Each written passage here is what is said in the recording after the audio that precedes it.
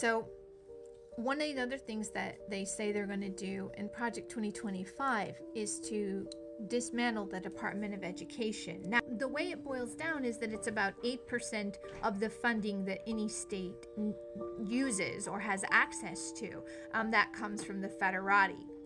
However, having said that, that 8% is essentially broad-based support that does offer some flexibility with also some protections for kids. So if they get their way in the Project 2025 level and they can take apart the DOE, it's good to know what's up.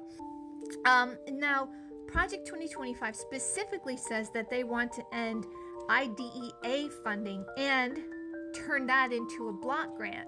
So IDEA funding is the funding that's used for individuals with disabilities, either some learning disabilities or special ed of other kinds.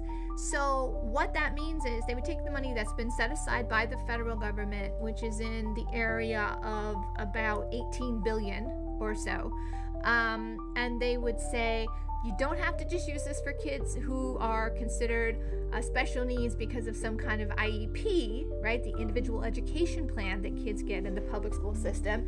And you can just, no strings attached, use this money for whatever you want. So it would be trusting your state, essentially, to decide how much money they should be allotting for special needs kids. Okay, so that's number one.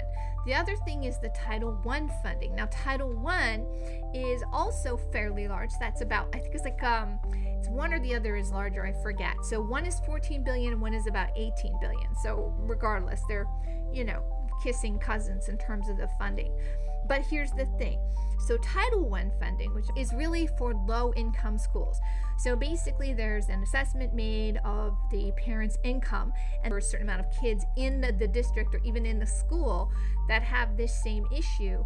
Then all kids, whether or not they are low income, receive this Title I funding. Like the school itself just receives it. And this money is supposed to be used for research-based strategies to improve achievement for students in low-income parts of the United States. And it must include a plan for promoting parent involvement as a part of its sort of demands. And that is going to be scrapped. So basically what you're going to be is at the mercy of your state, right? Like, so for example, where I am here, I would imagine that even if times get tough, there's going to be a sense of needing to prioritize still special education and also to support low-income schools. However, I don't know that that's necessarily the case across this country, because you definitely have places where it does not seem like they really do invest, and they wouldn't do as much because they can't. Maybe their tax base is too small. Maybe it's an underfunded area anyway, right? Maybe they're going through an economic downturn, so they don't have the funds. So if it does in fact turn out that they can do this with Project 2025, you would want to know how your state is going to respond. What are they going to do with special ed kids, and what are they going to do with low-income schools?